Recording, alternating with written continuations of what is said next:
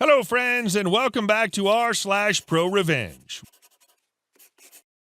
We begin with a story in which we tell you what our OP did when his employee didn't want to do his job and was fired. But before we begin, don't forget to subscribe to our channel if you're new here and turn on notifications so you don't miss a new video every single day. Here we go. Make me do your work every day? I'll get you fired. This woman, who I'll call Toodles, worked with me at an animal shelter as cat caretakers. We work opposite days, and the first thing that she did to make me mad was telling me she'd cleaned under the furniture, restocked and refilled cleaning bottles. She sneakily just made it clean enough that you couldn't tell she was barely doing anything all day. It'd take me at least 30 minutes to an hour every day to clean all the stuff that she hadn't done the day before, and I had to do that in addition to my already extremely busy job.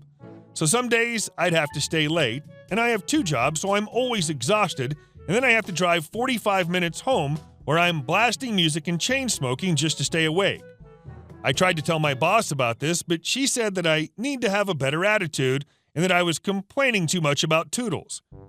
She only told me this because she's a jerk most of the time, and she didn't want to deal with all the hassle of finding a new employee in a rural area. Basically, when you have 20 cats housed in multiple rooms, it becomes a breeding ground for disease and infections.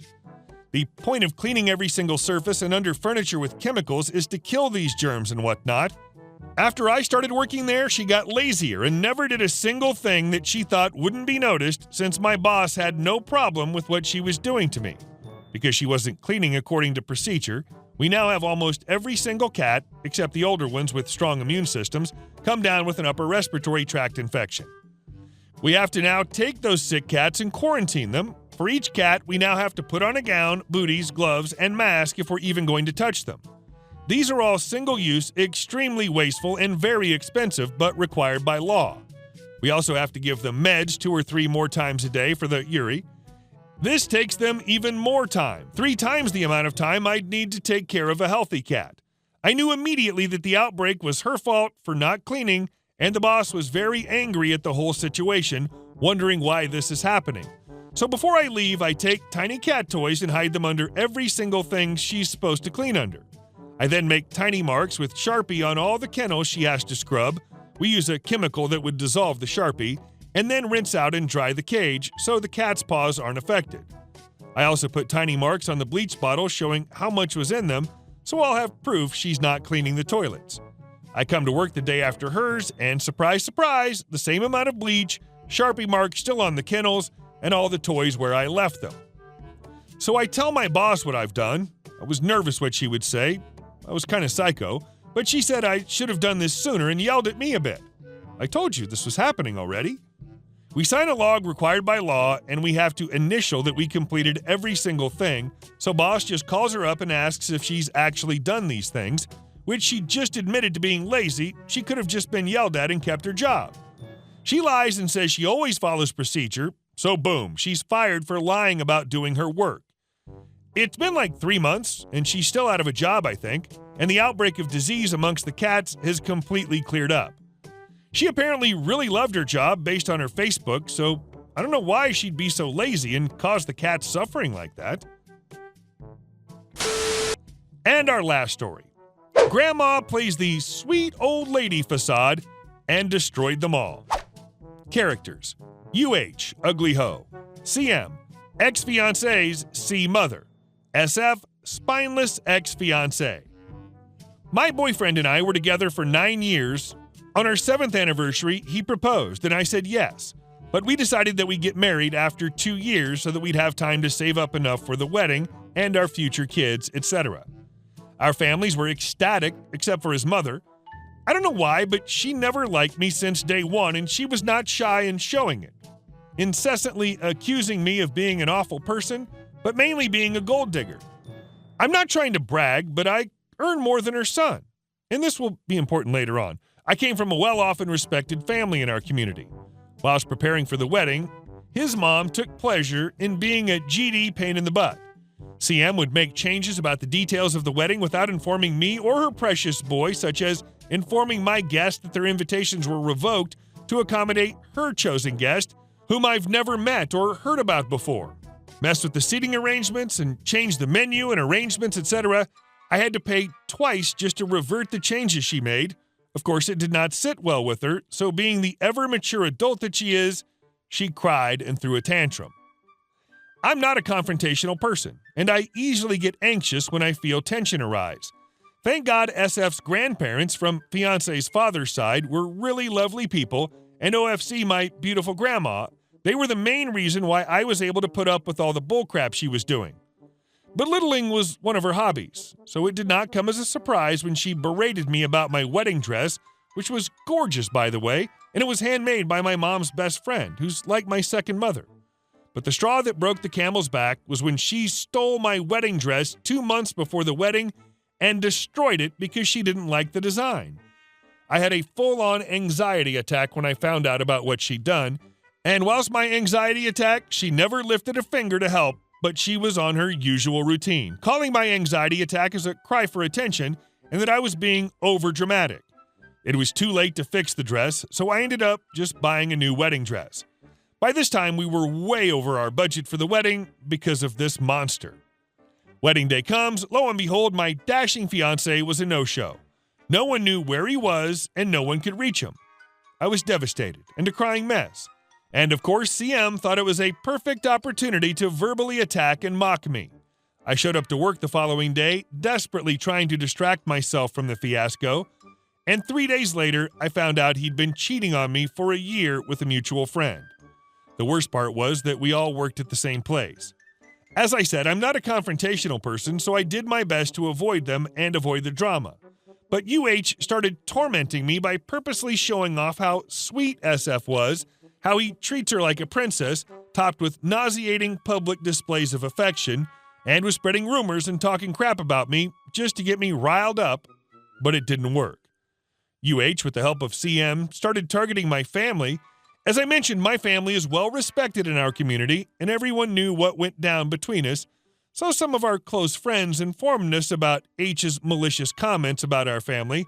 Of course, my ex-fiancé, being the ever-spineless bee he is, did nothing and sided with his new girl. I'm really close with my grandma. She was the one who raised me when both my parents died. I love and respect this woman. She's the epitome of what a classy woman is. She has this aura that was really kind and comforting, but can be very intimidating when the situation calls for it, which is why she's well respected and well loved in our community. She always has a smile on her face and treated everyone well, and if it wasn't for her, I don't think I would make it after all that had happened to me. So when H started bad-mouthing her, I was hell-bent on destroying her and my spineless and A-list B ex-fiancé. I was beyond furious at this point. Thus, I started scheming on how I planned to drag them down. I talked to my grandma about it, but she convinced me not to do so and that I should just leave our hometown for a while and take a breather and take some time to heal myself, etc. After weeks and weeks of discussions, and I eventually saw how everything that had happened and currently happening was taking a toll on my mental and emotional health, I conceded defeat to my grandma's idea. So I left. I didn't contact anyone from the hometown except my grandma. 2 years passed. I received an invitation for our high school reunion. By this time, I'd been really missing my friends and family, so I decided it was high time to return and reconnect with my old friends and family. Everyone was surprised to see me, but everyone was really warm and welcoming. It certainly felt like I was back home. Everything was going well. I was in line to get a refill of my drink when I overheard 2 girls blabbering about how H was pregnant and the father of the child a married man. I was curious as F, but decided not to pry about it since I no longer want to be in the loop about whatever was going on about them. The following day, I met up with my favorite cousin, and my curiosity got the best of me. So I asked him about what went on when I left. And oh boy, I was not ready for the tea. My grandma always had a gleeful disposition. She always greeted everyone and engaged in small talk with anyone, but apparently when I left, she started to act differently. The happy grandma from next door was gone. She always had a gloomy smile. Even the way she talked changed. She talked about how bad she felt for me, how she was hurting so much that me, her precious granddaughter, was going through such a rough time, how it broke her heart knowing that she couldn't do anything to ease my pain. People around us knew Grandma as someone who hates to be seen as weak and helpless, thus it was truly a heartbreaking surprise when they saw Grandma at such a state. Despite her lamenting about my unfortunate situation, she had nothing but kind words for SF, CM, and UH. Everyone revered me and my grandma for handling the situation ever so gracefully. Their words, not mine. Despite all the bad blood, we took the high road. People now started treating SF and CM differently. They became a social pariah. After hearing what both SF and CM did and how they treated me, especially CM, most family members cut their ties with them. CM's husband, a good man but very timid, apparently was my grandma's student, filed for divorce and declared that CM could have whatever she wanted for the marriage as long as he doesn't have to deal with her anymore. As for SF, most of our mutual friends sided with me through the ordeal. SF was being groomed to be promoted for a takeover as department chief, and this was huge, because if it went through, SF would be the youngest chief in the company's history. But due to what had happened and the fact that his boss, my second mom's husband, was a close family friend of ours, it all went down the drain. SF was not fired from his job because the boss thought it would be such an easy way out, and because my grandma spoke to boss that firing SF would be wrong and unprofessional, and again playing her sweet old lady card. UH was caught having an affair with one of her bosses. Unfortunately, this boss of hers was married. The wife found out about the affair, but didn't know who the third party was. Obviously, divorce papers were filed, and both parties agreed it was a no-fault divorce. Until the wife received incriminating evidence of both UH and the boss, which were sent anonymously. Grandma hired a private investigator to collect enough evidence to incriminate both UH and boss. Not only did the wife sue for 80% of their property, but she also filed a case to have UH's license revoked on grounds of moral turpitude. As the investigation went on, they found out that UH and boss had been stealing from the company.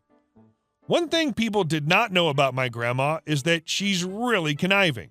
She knows how to play that sweet old lady card all too well. Hey guys, thank you all for watching the video, and I'll see you in the next one.